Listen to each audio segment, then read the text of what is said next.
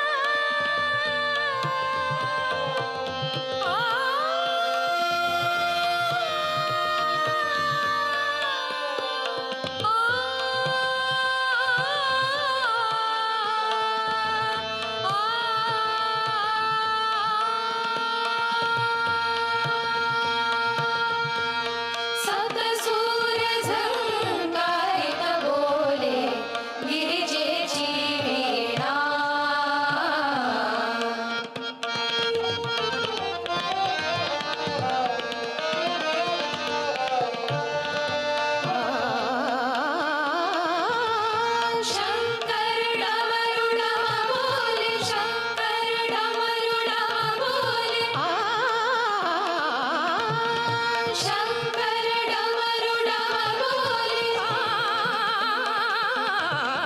शंकर डमरू डम बोले शंकर डमरू डम बोले शंकर डमरू डम बोले शिवरंजनी गिरिबाले शिवरंजनी गिरिबाले चरणी तवनत झाले चरणी तवनत झाले सुरवर करिली तव भजना सब सूर झंकारित बोले गिरिजेची वीणा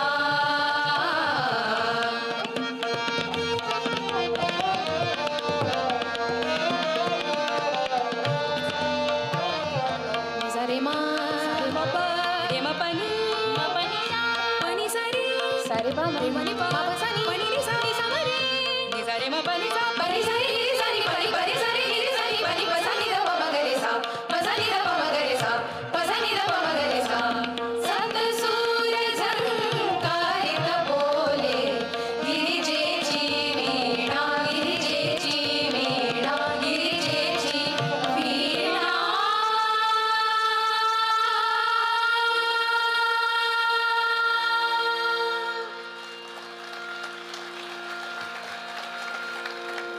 धन्यवाद.